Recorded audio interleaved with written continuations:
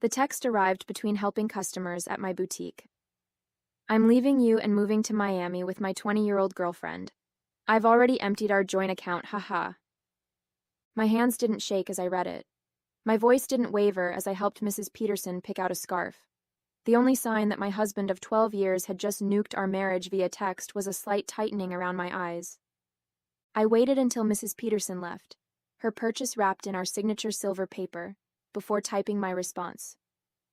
Good luck. My name is Claire, and at 38, I'd just received the most callous goodbye in history. But while Mark was probably gloating over his grand exit, imagining me in tears over his betrayal, I was calmly locking up my boutique for the day. The signs had been there for months. The late nights at work that never matched his pay deposits. The sudden password changes on his phone. The way he'd started going to the gym religiously, buying new clothes, trying to recapture his youth. 3 months ago, I'd found a receipt for dinner for two at an expensive restaurant on a night he'd claimed to be working late. That same evening, I'd opened a separate bank account at a different bank. A week later, when he mentioned wanting to combine our accounts to simplify things, I'd agreed cheerfully while moving my personal savings to the new account. The joint account he'd just emptied? It contained exactly enough to keep him from getting suspicious, about 2 months' worth of regular deposits. The rest was safely tucked away, along with detailed records of every suspicious transaction he'd made over the past year. My phone buzzed again. Don't bother begging. Melissa and I leave tomorrow. I'll send for my things later. Melissa. The new receptionist at his office. I'd met her at the company Christmas party, watched her laugh too loudly at Mark's jokes, noticed how she'd touched his arm when she thought no one was looking. She was young enough to be his daughter, naive enough to think she was special. I didn't respond to his text. Instead, I called my lawyer, the one I'd consulted 2 months ago when I'd found the hotel charges on our credit card statement. It's time, I said simply. He just made his move. The papers are ready, she replied. I'll file them first thing tomorrow. Do you want me to have him served in Miami? No rush. Let him think he's won first. Another text from Mark. I know this must be hard for you. You're not getting any younger after all. At least you have your little shop to keep you busy. My little shop. The successful boutique I'd built from scratch. The one that generated more income than his middle management position. The one whose profits I'd carefully kept separate from our joint finances. I smiled, thinking of the certified letters that would greet him in Miami. Let him enjoy his moment of triumph. I spent that evening in our house. My house, since I'd inherited it from my grandmother, and kept it in my name despite Mark's repeated suggestions to add him to the deed. Another lucky instinct that had paid off. While organizing the paperwork my lawyer would need, I found our wedding album. Mark looked so different then, before his midlife crisis had turned him into a caricature of his former self. These days he wore shirts too tight for his softening middle, tried too hard to connect with the 20-somethings at his office, used slang that sounded ridiculous coming from a man of 45. My phone kept buzzing with texts from him, each one more condescending than the last. I've been planning this for months. Melissa understands me in ways you never could. You'll be fine. Maybe you'll find someone more your own age. Already told my family. They agree we grew apart. It's nobody's fault, really. I screenshotted each message, adding them to my evidence folder. Let him dig his hole deeper. My lawyer would love his casual admission of premeditation, his gleeful announcement about emptying our account. The last text caught my attention. BTW, I used the joint card to book our flights and hotel. Consider it my parting gift, LOL. Perfect. I called the credit card company. Mrs. Harrison speaking. I need to report fraudulent charges and cancel a card immediately. Of course, ma'am. Can you identify the charges? 2 first-class tickets to Miami booked today. Hotel charges at the Royal Palm. And I'll need to remove my husband as an authorized user. Do you have documentation of the fraud? Text messages from my husband admitting he used our joint card to book travel with his girlfriend after emptying our bank account. I'll be happy to forward them. The representative's professional tone couldn't quite hide her satisfaction as she canceled the charges. Mark and Melissa would arrive at the airport tomorrow to find their tickets invalidated, their hotel reservation canceled. My phone buzzed again. Don't worry about the house. I'll let you stay there until you find something smaller. I actually laughed out loud at that one. Did he really think he had any claim to my grandmother's house? Had his ego grown so large that he'd forgotten whose name was on the deed? Another buzz. And I know the shop means a lot to you. We can work out a fair payment for your half. My half. Of my business. That I'd built myself, funded myself, grown myself, while he complained about my long hours and called it my hobby. I poured a glass of wine, the good stuff I'd been saving for a special occasion. This qualified. Tomorrow, Mark would learn some hard truths about property law and separate assets. But tonight, I'd enjoy the quiet and plan my next chapter. Morning brought a flurry of increasingly angry texts from Mark. What the heck did you do to our credit card? The airline won't honor our tickets. The hotel canceled our reservation. Answer me. I silenced my phone and headed to my boutique. Friday was always our busiest day, and I had a new shipment of designer handbags to unpack. Life goes on, even when your husband runs off with a receptionist young enough to be his daughter. Around noon, his mother called. Claire, dear, Mark told us everything. About how controlling you've been, how you drove him away. He says you're being vindictive now, causing problems with his travel plans. I put her on speaker while I arranged a window display. Did he mention emptying our joint account and charging tickets for him and his girlfriend on our credit card? Silence. Then, well, he said you left him no choice, that you'd been cold and distant. Barbara, I have his texts. Would you like me to read them to you? The one where he bragged about taking our money? Or maybe the one where he mocked my age? Another pause. He did seem a bit cruel. I told him that text message was inappropriate. I appreciate the call, Barbara. I've always liked you, but I think it's best if we end this conversation now. My lawyer has advised minimal contact with Mark's family during the proceedings. Proceedings? Already? Goodbye, Barbara. By late afternoon, Mark's sister Amanda was spreading family gossip through mutual friends. Apparently, Mark and Melissa were stuck at a budget motel near the airport, their Miami dreams temporarily derailed. He'd tried using his personal credit cards, but those had been maxed out for months. Another red flag I'd noticed. My lawyer called with an update. The emergency hearing is scheduled for Monday. Given his admission of emptying the joint account and the documented credit card fraud, we're in a strong position to freeze all remaining assets. Has he been served yet? Not yet, but he'll get the papers at his new motel address.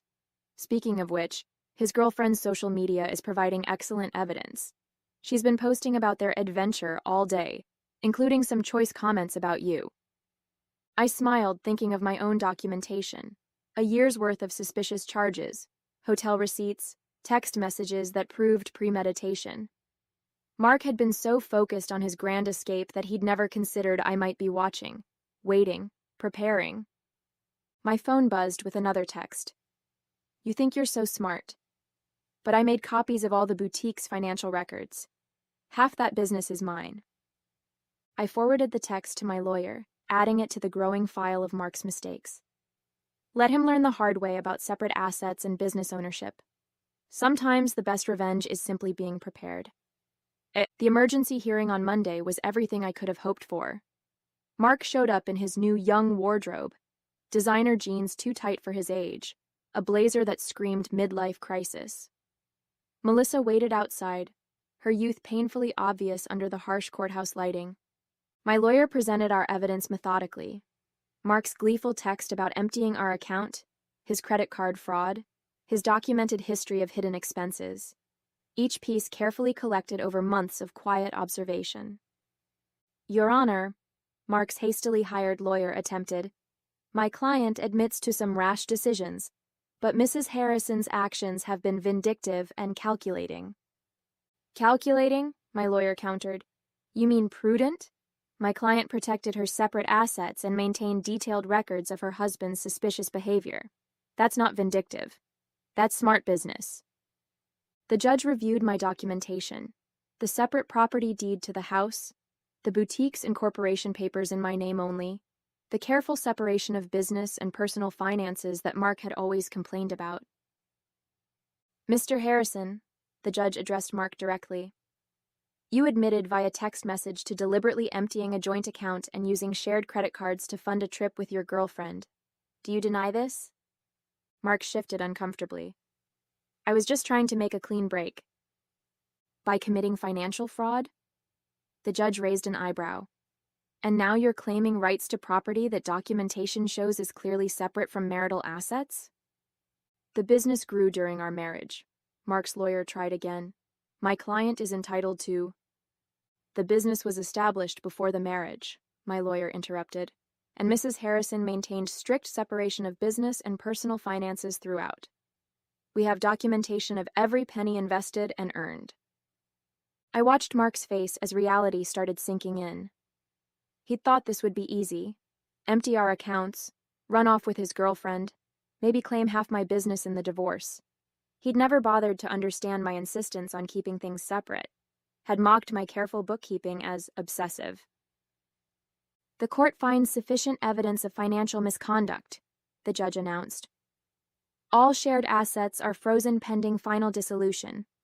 Mr. Harrison is ordered to return any funds removed from joint accounts within 24 hours. But that money's gone, Mark protested.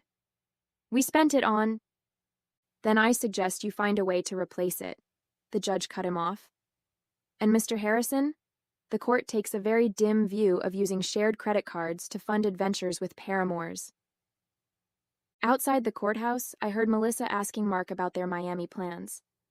His response was lost in the sound of my heels clicking confidently across the marble floor, heading back to the business he'd never understood or respected. The next few weeks brought a string of increasingly desperate moves from Mark. He tried claiming the boutique had been his idea. He remembered investing money in its early days. He even suggested he'd been my business partner all along, claims quickly disproven by my meticulous records. He's getting desperate, my lawyer observed. His girlfriend's social media shows they're staying at her studio apartment now. Apparently, living on a receptionist's salary isn't quite the glamorous escape he imagined. Mark's family started reaching out, their tone markedly different from their initial accusations. We had no idea, his sister Amanda admitted. He told us you'd been cold, controlling, that he needed to escape. But then we saw his texts, the way he bragged about taking your money. That's not the brother I thought I knew. His mother called again, this time in tears. The things he said about your age, about replacing you with someone younger, I raised him better than that. I thought I did anyway. I let their calls go to voicemail. Their support might have meant something weeks ago, but now it felt like rats deserting a sinking ship. The boutique thrived, ironically boosted by local gossip about my situation. Women started coming in specifically to show support, often leaving with far more than they'd planned to buy. My ex tried something similar, one customer confided while buying a designer handbag. Thought he'd take everything in the divorce. Men like that never expect us to be smarter than them. My phone still buzzed occasionally with texts from Mark, his tone swinging between anger and manipulation. You've ruined everything. I never meant to hurt you. You'll regret being so vindictive. Can't we work something out? That business would be nothing without my support. I forwarded each message to my lawyer without responding, let him dig his hole deeper. Through the grapevine, I heard Melissa was having second thoughts. Apparently, sharing her studio apartment with a middle-aged man who couldn't afford his own place wasn't the romantic adventure she'd imagined. The age gap that had seemed exciting during secret hotel meetings felt different in the harsh light of reality. She posted about toxic relationships and learning from mistakes yesterday, my lawyer mentioned during an update call, and removed her relationship status this morning. I almost felt sorry for Mark. Almost. But then I remembered his "haha" after telling me he'd emptied our account. The casual cruelty of his comments about my age, the way he'd assumed I'd be helpless without him. Instead of pity, I felt something else. Pride. Pride in my foresight, in my quiet strength, in my ability to protect myself while he underestimated me. The final divorce hearing painted a very different picture from Mark's imagined triumph. Gone was his cocky attitude, replaced by barely concealed panic. Melissa was noticeably absent. She'd moved on to a coworker her own age, according to office gossip. Mark had shown up in his old clothes, the designer wardrobe apparently returned to help repay the joint account he'd emptied. His lawyer looked tired, probably from trying to find loopholes in my documented separation of assets. Your Honor, Mark's lawyer attempted one last time. Despite the separate property documentation, my client contributed to the growth of his wife's business through moral support and... Moral support? My lawyer interrupted. Like these text messages belittling Mrs. Harrison's business as a little shop? Or these social media posts calling it her hobby? The judge had clearly seen enough. The final settlement reflected my careful planning. I kept my house, my business, and my separate assets. Mark got his personal possessions and his car, which was worth less than he owed on it. You've destroyed me, he hissed as we left the courthouse.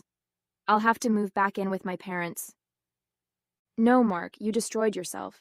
I just made sure you couldn't destroy me too. His mother was waiting outside, ready to drive him to her house, his new home at 45. The irony of his situation wasn't lost on anyone. The man who'd mocked my age was now living in his childhood bedroom, while I continued running my successful business.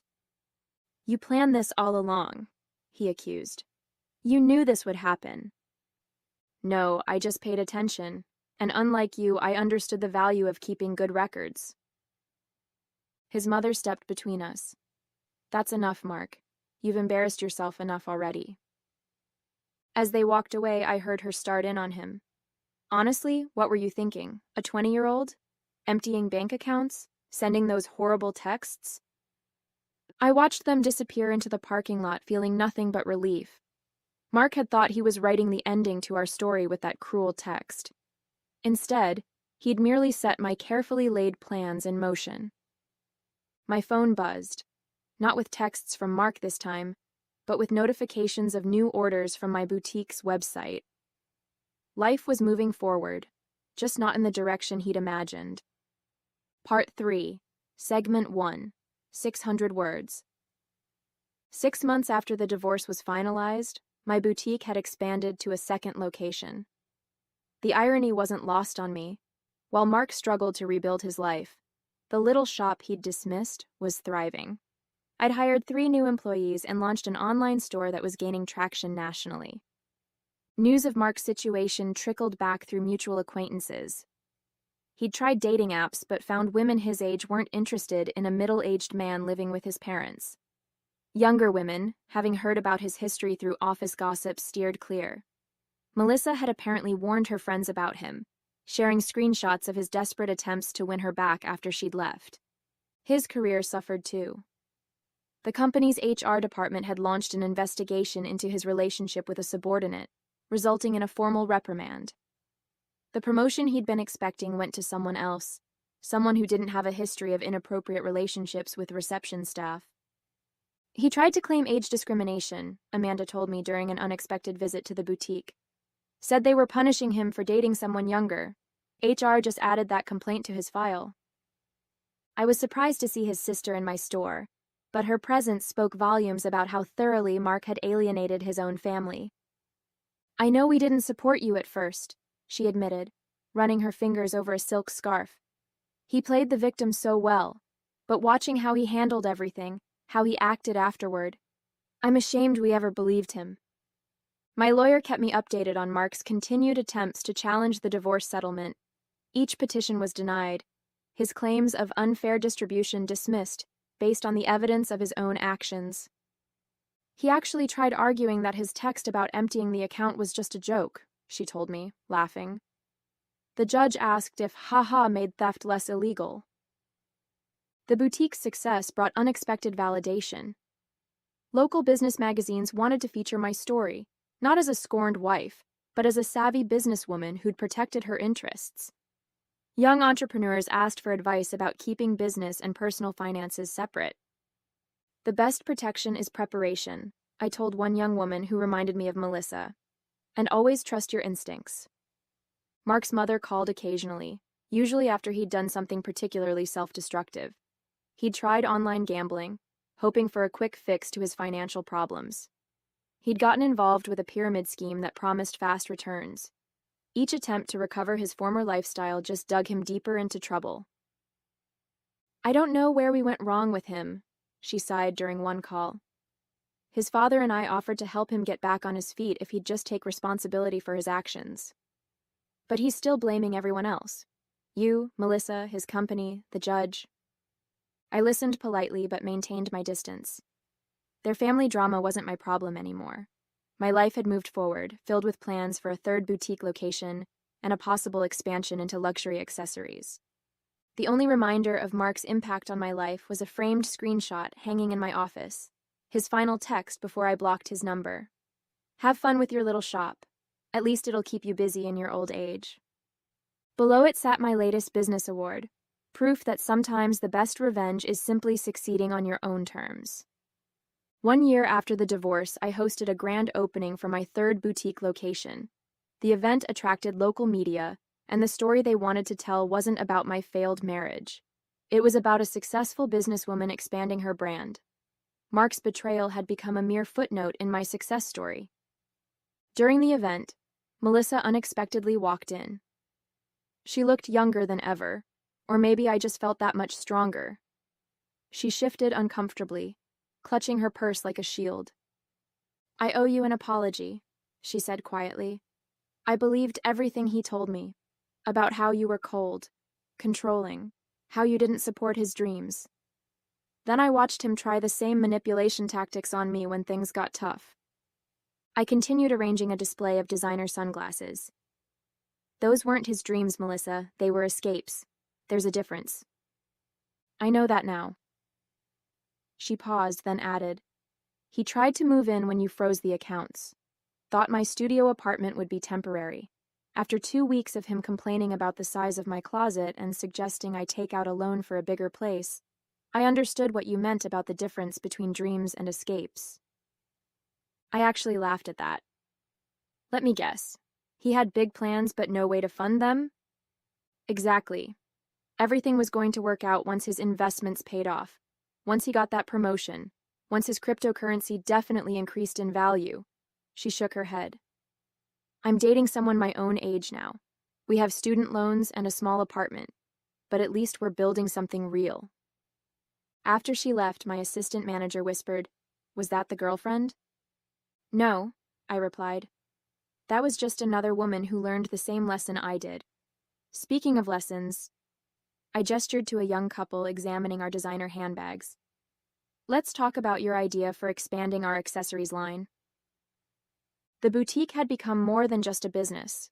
It was a symbol of independence, of resilience, of the power of preparation. Young entrepreneurs often sought my advice, and I always emphasized the importance of protecting their assets. Mark's mother called one last time, not to discuss Mark, but to thank me.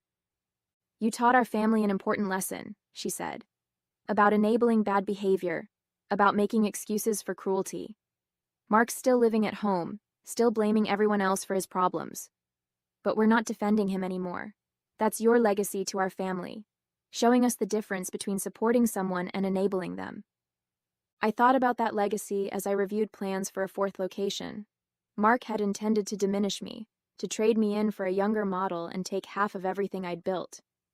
Instead, he'd inadvertently pushed me to become even stronger, more successful. My phone buzzed with a text from my lawyer. Mark filed another petition to revisit the settlement. Judge dismissed it immediately and ordered him to pay court costs. Thought you'd enjoy that. I smiled, thinking of him in his childhood bedroom, still trying to rewrite an ending that had been determined the moment he underestimated me. Sometimes the best revenge isn't about getting even, it's about getting better. 2 years after Mark's cruel text message, I received an invitation to speak at a women's business conference. The topic wasn't divorce or betrayal. It was about building and protecting a successful business. My story had evolved from cautionary tale to inspiration. During the Q&A session, a woman asked about keeping business and personal finances separate. "My husband says I'm being paranoid, that marriage means sharing everything." "My ex-husband said the same thing," I replied. right up until he tried to claim half my business in our divorce. Trust your instincts. Protection isn't paranoia. The boutique chain had grown to 5 locations, each more successful than the last. The little shop Mark had mocked now employed 30 people and had been featured in several national magazines. Through mutual friends, I heard Mark had finally moved out of his parents' house into a small apartment above a garage. He'd had to take a lower-paying job after his former company downsized, eliminating his position during restructuring. His dating profile still listed him as young at heart, though his profile photo was clearly outdated. Melissa, ironically, had become a regular customer at my original boutique location. She'd earned her business degree and started her own social media consulting company.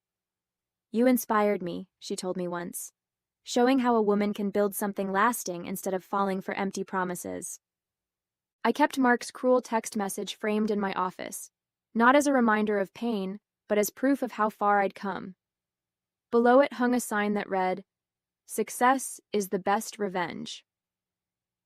At the 5-year anniversary celebration of my original boutique, I stood addressing my employees and loyal customers. The space had been transformed from a single little shop into the flagship store of a thriving business empire. Mark's mother attended, though I hadn't sent her an invitation. She waited until the crowd thinned to approach me. "I saw Mark yesterday," she said, smoothing her designer dress, one she'd bought from my store. "He was talking about his glory days, about the life he could have had. He still doesn't understand that he didn't lose everything in the divorce. He threw it away." I thought about that text message, his casual cruelty, his assumption that I would crumble without him, how he'd expected me to beg, to break, to prove him right about my desperation. Instead, I'd built something stronger than before. Each new boutique location was a testament to what women could achieve when they stopped dimming their light for insecure men. The young saleswoman I'd hired last month, coincidentally also named Melissa, came over with a question about the new inventory system I'd implemented.